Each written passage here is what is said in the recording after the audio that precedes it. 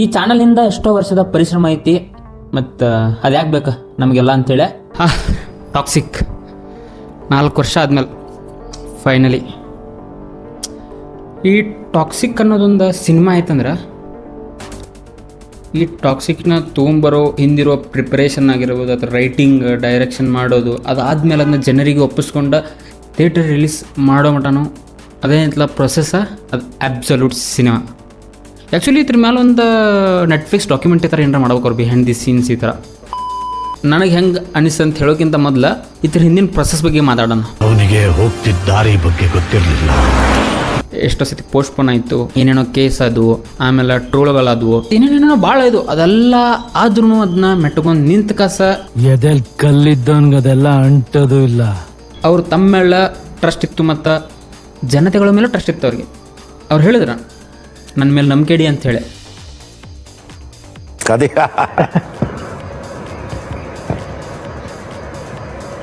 ನಮಸ್ಕಾರ ಎಲ್ಲ ಕನ್ನಡಿಗರ ಕುಟುಂಬಕ್ಕೆ, ನಾನು ನಿಮ್ಮ ಕನ್ನಡಿಗ ಶಿವರಾಜ್.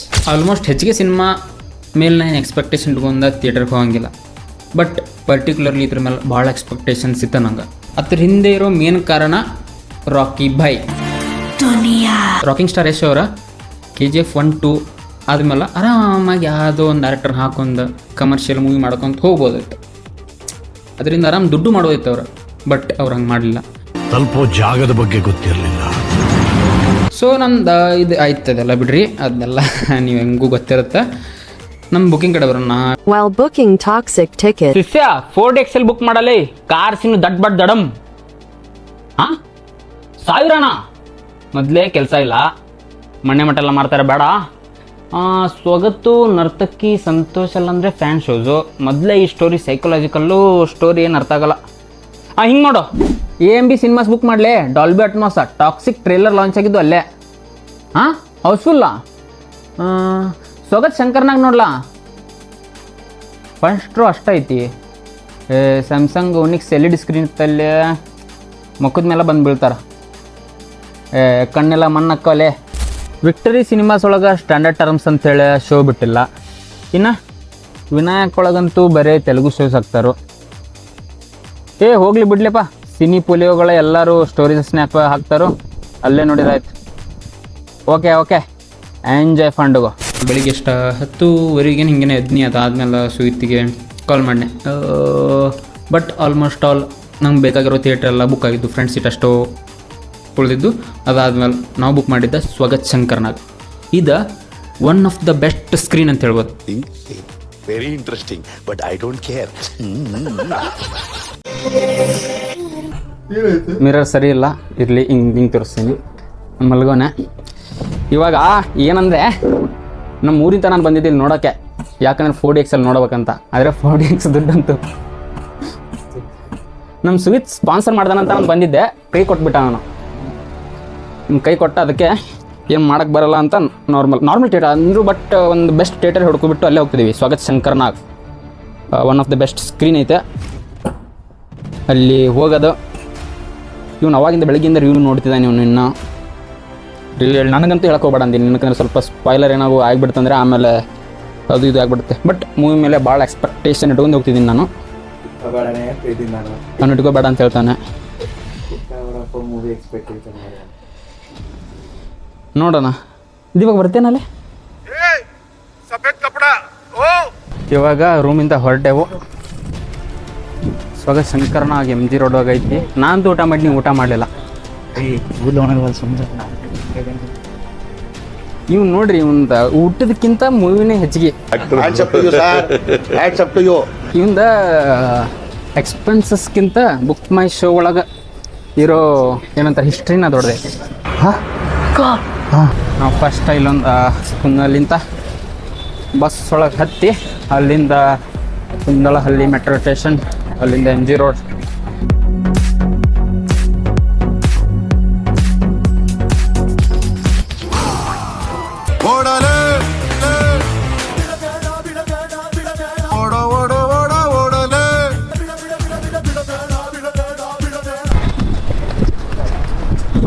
ಬೆಳಗ್ಗೆಯಿಂದ ಸ್ಟೋರೀಸ್ ಸ್ಪಾಲರ್ಸ್ ಅದೇ ರೀಲ್ಸ್ ಅವ ಬರತ್ತಿದ್ದು, ಎಲ್ಲ ಕಡೆ ತಪ್ಪಿಸ್ಕೊಂಡು ನೋಡ್ಕೊಂತ ಲಾಸ್ಟ್ನೇಕ ಅದು ಕಾಣೋದಿಲ್ಲ.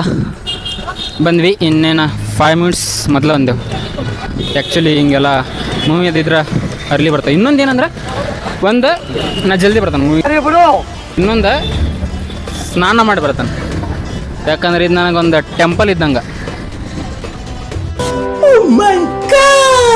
ಸುಮ್ಮನೆ ಫಾಸ್ಟಾಗಿ ಓಡಿಸಲು ನನ್ನ ಜೀವನದಲ್ಲಿ ಬಾತ್ರೂಮ್ಗೆ ಅಷ್ಟು ಫಾಸ್ಟ್ ಹೊಡೆದನಲ್ಲ ನಾನು.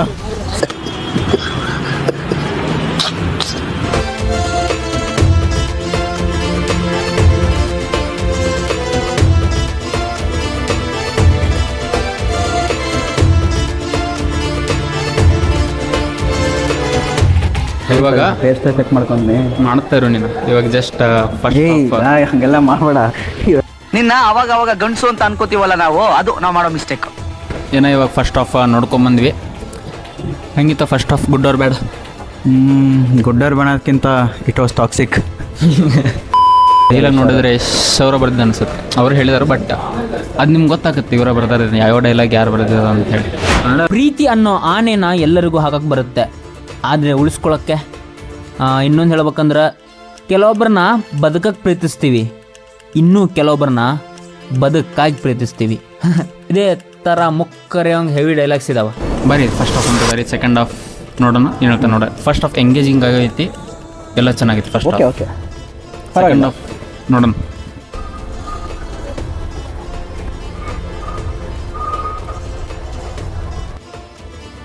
ಮಾತೇ ಇಲ್ಲ. ಹೆಂಗಿತ್ತಲೆ ಸೆಕೆಂಡ್ ಆಫ್? ಸೊ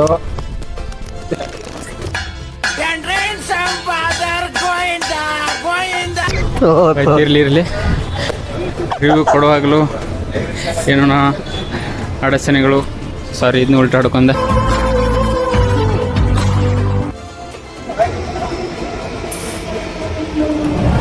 ಯಾರ್ಯಾರಿಲ್ಲ ಈ ಮೂವಿ ಒಳಗೆ ಅವ್ರು ಹೇಳ್ತಾರಲ್ಲ, ಎಲ್ಲ ಲ್ಯಾಂಗ್ವೇಜ್ದಾಗಿಂತನೂ ಯಾರು ಪರ್ಫೆಕ್ಟ್ ಇರ್ತಾರೆ, ಯಾರು ಟ್ಯಾಲೆಂಟೆಡ್ ಪರ್ಸನ್ಸ್ನ ತೊಗೊಂಡು ಬಂದಿದ್ದಾರೆ.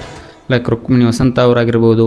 ಟಾಕ್ಸಿಕಲ್ಲಿ ರುಕ್ಮಿಣಿ ವಸಂತ್ ರಾಯಂಗ್ ಸಿಕ್ಕೇ ಸಿಗ್ತಾಳೆ. ಏನ ನನ್ನ ರುಕ್ಕು ಸಪ್ತಸಾಗರ ಮಣಗೂ ಸಿಗಲಿಲ್ಲ, ಬಗೀರೊಳ ವೇದಾಂತಗೂ ಸಿಗಲಿಲ್ಲ, ಬಾಣದಾರಿಯೊಳಗೂ ಸಿಗಲಿಲ್ಲ, ಭೈರತಿ ರಣಗಳೊಳಗೂ ಸಿಗಲಿಲ್ಲ, ಅಷ್ಟೇ ಯಾಕ ಕಾಂತಾರದೊಳಗೂ ಸಿಗಲಿಲ್ಲ. ಇನ್ನು ಟಾಕ್ಸಿಕ್ ಒಳಗೆ ರಾಯಾಗಿ ಸಿಗ್ತಾಳೇನ್ರಿ? ತಮಿಳೊಳಗೆ ಬಂದ್ರೆ ನಯನತಾರ ಅವರಾಗಿರ್ಬೋದು, ಹ್ಯೂಮಾ ಕೊರೆಸಿ ಅವರ, ಕಿಯಾರಾ ಅಡ್ವಾನಿ. ನಾನು ಈ ವಿಡಿಯೋ ಏನೂ ಕಟ್ಟಿಲ್ದಂಗೆ ಕಂಟಿನ್ಯೂಯಸ್ ನನ್ನ ಆನೆಸ್ಟ್ ಒಪಿನಿಯನ್ ಕೊಡ್ಬೇಕಂತ ಮಾಡೀನಿ. ಆದ್ರೆ ಮೂವಿ ಟೀಮ್ ಅವರ ಏನೋ ಟೆಂಪ್ರರಿ ಇಂಜಂಕ್ಷನ್ ಅಂತೇಳಿ ತೊಗೊಂಬಂದಾರ. ಇವಾಗ ನಾ ಏನರ ಆ ಕಡೆ ಈ ಕಡೆ ಮಾತಾಡಿನಂದ್ರೆ ನನ್ನ ಮೇಲೆ ಕೇಸ್ ಆಗುತ್ತೆ, ಜೊತೆಗೆ ನನ್ನ ಚಾನಲ್ಗೂ ಪ್ರಾಬ್ಲಮ್ ಆಗುತ್ತೆ. ಈ ಚಾನಲಿಂದ ಎಷ್ಟೋ ವರ್ಷದ ಪರಿಶ್ರಮ ಐತಿ, ಮತ್ತು ಅದು ಯಾಕೆ ಬೇಕು ನಮಗೆಲ್ಲ ಅಂಥೇಳಿ. ಸೊ ನಾನು ಬರೀ ಎಲ್ಲ ಕಟ್ ಮಾಡಿ ಪಾಸಿಟಿವ್ ಮಾತಾಡ್ಕೊಂಡಿರೋದನ್ನ ಹಾಕ್ಯಾನ. ಅಲ್ಲೇ ಇಲ್ಲೇ ಮಾತಾಡೋದನ್ನೆಲ್ಲ ಫುಲ್ ಕಟ್ ಮಾಡಿ ಹೋಗಿದ್ದಾನೆ. ಇರಲಿ. ಇನ್ನು ನನಗಿಷ್ಟ ಆಗಿತ್ತು ಅಂತ ಹೇಳಿದ್ರೆ ಟಿಕೆಟ್ ಅನ್ನೋ ಕ್ಯಾರೆಕ್ಟರ್, ಸೈಕಿಸ್ಟ್ ಆಮೇಲೆ ಬರೋದ ticket. Raya and ticket performance ಅಂತೂ ಪೀಕ್ ಅತ್ತ. ಯಶ್ ಸರ್ ಅವ್ರದ್ದು 100% ಒಂದು ಕೊಟ್ಟಾರು. ಡೈಲಾಗ್ ಇರಲಿ, ಆ್ಯಕ್ಟಿಂಗ್ ಇರಲಿ, ಅವ್ರದ್ದು ಸ್ಕ್ರೀನ್ ಪ್ರೆಸೆನ್ಸ್ ಅಂತೂ ಹೆವಿ ಆಗೈತೆ. ಇನ್ನೊಂದು ನಯನತಾರ ಅವ್ರದ್ದು ಚೆನ್ನಾಗಿತ್ತು. ಇನ್ನೊಬ್ರು ಹೇಳ್ಬೇಕಂದ್ರೆ KR ಅವ್ರು ಬಂದಾಗ ಅದೊಂದು ಅಟ್ರಾಕ್ಟಿವ್ನೆಸ್, ಎಲಿಗೆನ್ಸ್ ಅನ್ನೋದನ್ನ ಸ್ಕ್ರೀನ್ ಮೇಲೆ ತೊಗೊಂಡ್ಬರ್ತಾರೆ. ಸಿನಿಮಾನು ಬಿಗ್ ಸ್ಕೇಲ್ ಒಳಗೈತಿ, ಮೇಕಿಂಗ್ನು ಮಸ್ತ್ ಆಗೈತಿ, ಫ್ರೇಮ್ಸ್ ಎಲ್ಲ ಫುಲ್ಫಿಲ್ಡ್ ಕಾಣಿಸ್ತಾವು, ವರ್ಡ್ ಬಿಲ್ಡಿಂಗ್ನು ಐತಿ, ವಿಜುವಲ್ಸ್ ಟಾಪ್ ಆಗಿದಾವೆ.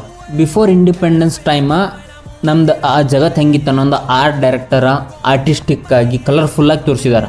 ಮೇನ್ ಆಗಿ ಸಿನಿಮಾಟೋಗ್ರಫಿ ಮೂವಿನ ಎಂಗೇಜಿಂಗ್ ಆಗಿ ಮಾಡೈತಿ. ಮತ್ತು ಆ್ಯಕ್ಷನ್ ಕಡೆ ಬರೋದಂದ್ರೆ ಹೆವಿ ಇದಾವು. ಆದ್ರೆ ಅತಿಯಾದರೆ ಅಮೃತ ವಿಷಯ ಆಗುತ್ತಾರಲ್ಲ ಹಂಗೆ ಅನಿಸ್ಬಿಡ್ತೈತಿ. ಟ್ರೇಲರಲ್ಲೇ ಬಿಟ್ಕೊಟ್ಟಿರೋ ಹಂಗೆ ಈ ಟಿಕೆಟ್ ಮತ್ತು ರಾಯನ್ ಫೈಟು ಚಲೋ ಇತ್ತು. ಲಾಸ್ಟ್ ಒಳಗೆ ಕ್ಲೈಮ್ಯಾಕ್ಸ್ ನನಗೆ ಆ್ಯಕ್ಚುಲಿ ಇಷ್ಟ ಆಯ್ತು. ಕ್ಲೈಮ್ಯಾಕ್ಸ್ ಅಷ್ಟ ಮತ್ತು ಭಾಳ ಹೇಳೋಕ್ಕಾಗಲ್ಲ, ಅಷ್ಟ ಸಾಕು. ಮತ್ತೆ ಭೇಟಿಯಾಗೋಣ. ನಮಸ್ಕಾರ.